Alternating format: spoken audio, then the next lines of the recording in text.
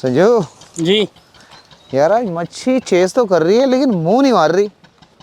पीछे पीछे तो आ रही है लेकिन मुंह नहीं मार रही, बिल्कुल दिख रही है, पीछे आ रही है, चेस कर रही है, मुंह नहीं मार रही। जी, कल तो ठीक हुआ था, कल तो अच्छा थोड़ा एक्शन हुआ पानी था। गंदा होने की जरूरत है, थोड़ा पानी गंदा होएगा तो फिर अच्छा लगेगा। हाँ, वही वेट करते हैं बिल्कुल। 1 घंटा आधा घंटा, हम्म। फिर ट्राई करेंगे।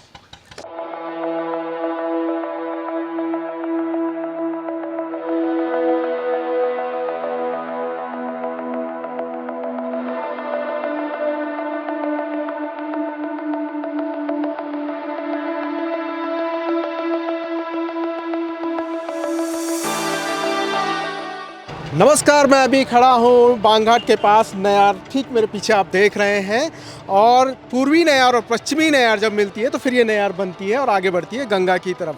सतपुली फेमस था मछली खाने के लिए। यहाँ पे मछलियाँ बहुत प्रजाति की मिलती थी और यहाँ पे सतपुली जाना इसलिए जाता था। लेकिन पिछले कुछ समय से यहाँ पर मछलियों का संरक्षण हो रहा है। देश विदेश के लोग यहाँ पे एंगलिंग करने आते थे। समझते हैं एंगलिंग होता क्या है। यहाँ पे कुछ लोग एंगलिंग कर रहे हैं, उनसे बात करते हैं। नमस्कार सर, क्या नाम है आपका? मेरा नाम संजीव है। संजीव जी। अच्छा संजीव जी, मुझे एंगलिंग और फिशिंग में चीज़ समझना है। हाँ, एंगलिंग और फिशिंग यदि हम देखें तो लगभग कांटे के द्वारा पकड़े जाने वाला एक गेम है मछली को, जिसमें कांटे से पकड़ते हैं। लेकिन फिशिंग का मतलब यह है कि आपको मछली को मार देना है जी। आप मछली को कांटे से मार देते हो। लेकिन एंगलिंग ये एक स्पोर्ट्स है, इसमें ये कैच एंड रिलीज है। आप उसको सुरक्षित पकड़ते हो कांटे के थ्रू और सुरक्षित उसको पानी में छोड़ देते हो। तो एंगलिंग और फिशिंग में इतना अंतर है कि एंगलिंग फिशिंग में मछली मर जाती है और एंगलिंग में उसको सुरक्षा के साथ छोड़ दिया जाता है। अच्छा, कब से आप एंगलिंग कर रहे हैं? कब से आपको शौक है? लगभग मैं पिछले 20 साल से ये काम कर रहा हूँ लगातार। मैं फिशिंग गाइड भी हूँ और मैं पिछले 20 साल से लगातार ये काम कर रहा हूँ। 20 साल से। ये कौन कौन सी ट्रेंड है, इसके बारे में बता सकते हैं? हाँ, हम लोग जब हम एंगलिंग की बात करते हैं तो हम 3 अलग अलग तरीकों से एंगलिंग करते हैं। जिसमें सबसे पहला तरीका मछली को पकड़ने का है कि आप एक हुक लेते हैं, उसमें कुछ चारा या कुछ खाने का लगा करके उसको फेंकते हैं और उसको प्लेस बॉटम पे कर देते हैं और वेट करते हैं कि कब मछली उसको खाए और कब हम उसको पकड़ लें। दूसरा जो तरीका है वो स्पिनिंग है। जैसे कि आप देख सकते हैं ये प्लास्टिक या कुछ मेटल वगैरह के द्वारा ये चीज़ें बनती हैं, कुछ रबर मटेरियल्स, अलग अलग मटेरियल से ये चीज़ें बनती हैं और ये कॉपी होती हैं किसी न किसी मछली की। तो हम इनको प्रस्तुत करते हैं मछलियों के सामने ताकि वो मछली की तरह बिहेव करती है, घायल मछली की तरह। और क्योंकि महासीर मछली एक शिकारी मछली है, तो जब ये उसके सामने निकलती है घायल मछली की तरह तो वो उसको अटैक करती है। और जब वो इसको अटैक करके खाने की कोशिश करती है, क्योंकि इसमें हुक लगे हुए हैं, तो वो हुक उसको लगते हैं और हम उससे मछली को पकड़ लेते हैं। तीसरा तरीका हमारा ये है, इसको हम फ्लाई फिशिंग बोलते हैं। फ्लाई फिशिंग में हम कुछ मटेरियल की मदद से इस तरह के कांटे के ऊपर हम अलग तरह के कीड़े बनाते हैं और उनको मछलियों के सामने प्रस्तुत करते हैं ताकि मछली उनको खा पाए। और उनकी मदद से हम, क्योंकि इसके अंदर हर एक फ्लाई के अंदर आप देख सकते हैं हुक लगा हुआ है, तो इस हुक के थ्रू हम मछली को पकड़ते हैं सेफ और उसको फिर सेफ रिलीज कर देते हैं। आपका क्या नाम है सर? मेरा संजय सिंह। अच्छा संजय सिंह जी, ये बताइए कि आप कितने सालों से कर रहे हैं? मेरे को हो गया है सर 15-16 साल। 15-16 साल से एंगलिंग। जी। तो आप यहाँ पे 5 सालों से आ रहे हैं? जी, लगातार 5 साल से आ रहे हैं। क्या चेंजेस नज़र आ रहे हैं आपको यहाँ पे नयार के पास, बांघाट के पास? जो ये नयार फेस्टिवल हो रहा है काफ़ी 5 बार हो चुका है, तो इससे लोगों को लग रहा है कि अभी मच्छी नहीं मारनी है, मच्छी को संरक्षण करना है। जी, पहले हम आते थे तो एक भी मच्छी हमें दिखाई नहीं देती थी कहीं से कहीं तक। अभी काफ़ी मच्छी संरक्षण हो चुकी है। जी। तो जो लोकल लोग हैं वो सहयोग करते हैं इसमें? हाँ, इसमें क्या लोकल लोग, जो इस क्षेत्र के लोकल लोग हैं, उनकी एक कम्युनिटी छोटा सा है। क्योंकि संरक्षण जब नाम आता है संरक्षण का, तो बहुत सारे कम लोग ही आपको देखने को मिलेंगे जो इस तरह के कार्यों में आगे आते हैं, अग्रसर आते हैं संरक्षण के कार्यों में। तो यहाँ पे भी एक छोटी सी कम्युनिटी है लोकल लोगों की, जैसे कि आप देख सकते हैं मेरे पीछे। तो उन लोगों के प्रयासों की वजह से आज हम देख सकते हैं कि यहाँ पे मछली बची हुई है। और आप पुल से ऊपर से जाके देखें तो अच्छे अच्छे बड़े साइज़ के महासीर और इंडियन ट्राउट और बहुत अन्य प्रजाति की मछलियाँ इसमें आपको नदी में देखने को मिलेंगी। तो वो कहीं ना कहीं उन्हीं के संरक्षण का प्रयास है। मैं तो धन्यवाद देना चाहूँगा उन लोगों को जो इसको सफल कर पाए। हमें इस चीज़ का कि हम लोग थोड़े इस पे, चाहे खनन पे, चाहे कोई कुछ जो आपराधिक तत्व हैं वो कर दें तो ठीक नहीं। अभी मेरे साथ है प्रकाश चंद्र काला जी, ठीक सामने उनकी दुकान है और यहाँ पे इस तरफ गांव है। गांव सीला बांघाट। और बांघाट के ही पुल पे हम लोग खड़े हैं अभी। और एक समाज सेवी हैं और दूरदृष्टि सोच के आदमी भी हैं, क्योंकि जिस नयार पे हम खड़े हैं ना, तो इस नयार पे 30-32 साल पहले इन्होंने मछली संरक्षण का काम आपने शुरू कर दिया था। हाँ, मतलब हमने जो किया कि इस पर थोड़ा आपराधिक तत्व जो ये मच्छी मारते हैं, हाँ। तो हमने उसकी रोकथाम के वास्ते भी जाल न लगाओ, डायनामाइट न डालो, हाँ। है कि नहीं। यहाँ पे लोग, एक पुल है यहाँ पे, लोग खड़े होते हैं, पर पर्यटक टाइप में लोग देखते हैं, कोई उसमें चारा डालते हैं। जी।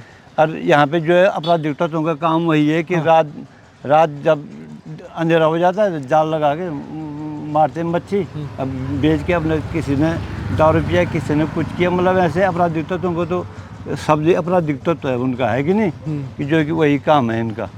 हमें इस बात की पीड़ा है कि हमने यहाँ पे इस संरक्षण के उससे हमने आज 30-35 साल पहले से हमने वो किया, तो कम से कम यहाँ पे मच्छी रहेंगे तो आवाजाही जो होती है यहाँ पे पुल पे, लोग देखते हैं वहाँ पे कि कोई चारा डाल दें कोई।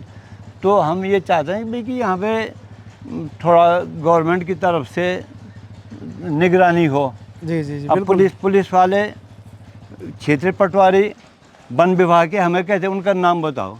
एक तो हम यहाँ से कार्रवाई कर रहे हैं और वो हमें कहेंगे इनका नाम बताओ। हमारा नाम बताने का काम है या मतलब हम स्पॉट पे जाएं रात को, या दिन में हम अपना काम धाम न देखें, हम वहाँ उनको देखें कि कौन कौन इस काम को कर रहे हैं। ये जिम्मेदारी तो पुलिस प्रशासन, वन विभाग की है ना, वन विभाग के पटवारी की है। जी जी जी। जब जिलाधिकारी ने उनको एक बार वो दे दिया तो भाई तुम जाओ वहाँ पे उनको पकड़ो, देखो, है कि नहीं। जी जी। गोल्डन महाशीर दुर्लभ प्रजाति की मछली है और गोल्डन महाशीर एशियन कंट्री में ही मिलती है, ये यूरोप में आप इसको ढूंढ नहीं सकते। तो ये हिमालयन मछली है, ये साफ पानी की, सफ़ेद पानी की मछली है, हिमालयन रिवर की। तो और ये प्रेडेटर फिश है, जो शिकारी मछली है। ये जैसे जंगल में शेर होता है तो वो स्थान इसको कहीं ना कहीं नदी में मिला हुआ है, तो इसलिए इसको संरक्षित करना बहुत जरूरी है, क्योंकि ये नदी को कहीं ना कहीं साफ रखने में बहुत इसका योगदान है। मेरे साथ अंकित हैं अभी, और बांघाट से ही हैं लोकल। इस नयार को तो अच्छी तरीके से जानते होंगे इनके, है ना आप? जी, एक्चुअली वैसे मैं ब्यास घाट से हूँ, ब्यास घाट नौगांव से हूँ। और जब से मैंने कायाकिंग सीखा है तब से हर मॉनसून में मैं यहाँ रन करता हूँ, और सोलो रन करता हूँ, अकेले रन करता हूँ। अच्छा। और मज़ेदार भी है। सर मेरा नाम ऋषि राणा है, मैं ऋषिकेश पौड़ी गढ़वाल से बिलोंग करती हूँ। अच्छा राणा जी, ये बताएं, अभी आप यहाँ पे कायाकिंग कर रहे थे, कैसा अनुभव रहा आपका?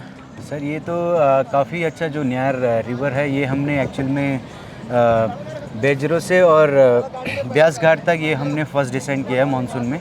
और ये रिवर काफ़ी एथलीट्स के लिए चैलेंजिंग है। ये जो गेम है कयाक क्रॉस का और स्प्रिंट जो करवाई गई, ये वाइट वाटर का एक बेस्ट स्पॉट है ये। और ये गेम ओलंपिक में भी आ चुका है। तो यहाँ पे लोकल क्षेत्रीय जो बच्चे हैं उनके लिए, न्यू जनरेशन के लिए अच्छा प्लेटफॉर्म है जी। और इसके साथ साथ वो लोग ओलंपिक में भी इस स्पोर्ट को अपना कैरियर बना सकते हैं। जी जी। दोस्तों, जैसे कि हिमाचल है, हिमाचल एडवेंचर एक्टिविटीज़ के लिए जाना जाता है और अच्छा खासा रेवेन्यू भी जनरेट करता है। तो अभी मैं हूँ सतपुली बिलखेत के पास, और यहाँ पे नयार वैली फेस्टिवल चल रहा है। तो यहाँ पर भी पैराग्लाइडिंग हो गई, कायाकिंग हो गई, एंगलिंग हो गई, और हॉट एयर बैलून जैसी एक्टिविटीज़ कराई जा रही हैं। अब मेरी दिलचस्पी ये है कि जो यहाँ का स्थानीय युवा है, जो लोकल है, उसका कितना इन्वॉल्वमेंट है, कितना वो पार्टिसिपेट कर रहा है।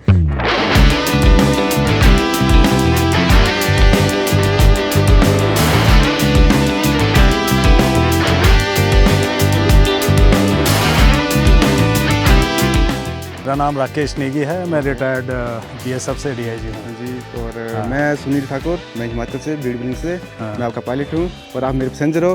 तो टेक ऑफ के टाइम आपने रन करना है, बैठना नहीं है, जंप नहीं करना है, ठीक है, स्ट्रेट चलना है, टेक ऑफ हो जाता है। ठीक है, ठीक है। अगर आप बैठेंगे, जंप करेंगे, दिक्कत मेरे को हो जाएगा, क्योंकि मेरे को आपका वेट कैरी करके भागना पड़ेगा। ठीक है, ठीक है। तो इसलिए आपको चलना पड़ेगा, क्योंकि आप आर्मी से तो आपको तो चलना ही पड़ेगा। क्यों? बिल्कुल बिल्कुल चलेंगे, चलना ही पड़ेगा। ठीक है, और मज़ा आएगा। ठीक है, हवा में एक बार उड़ जाएंगे तो फिर मज़ा ही मज़ा आएगा। ठीक है, ठीक। चेक चेक, रन रन, छोड़ना नहीं चाहिए था हाथ इतनी जल्दी ना।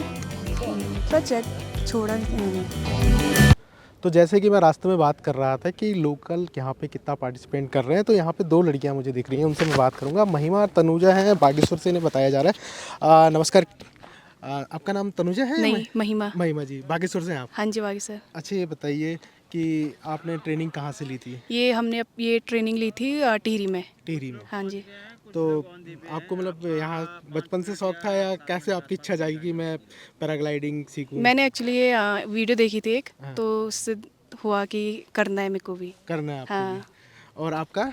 मैंने भी वीडियो देखी थी एक, देखा था मतलब लोगों को फ्लाई करते हुए भीमताल में, तो सोचा था कि हम भी ऐसा करें, तो हमने ये टिहरी गढ़वाल में इसकी ट्रेनिंग ली थी, तो अभी हम लोग यहाँ पे आए हैं। एक और पायलट टेक ऑफ के लिए यहाँ पे तैयारी कर रहे हैं, हिमांशु गुप्ता जी, और इंडिया के सबसे फास्ट विंग पायलट हैं हिमांशु जी।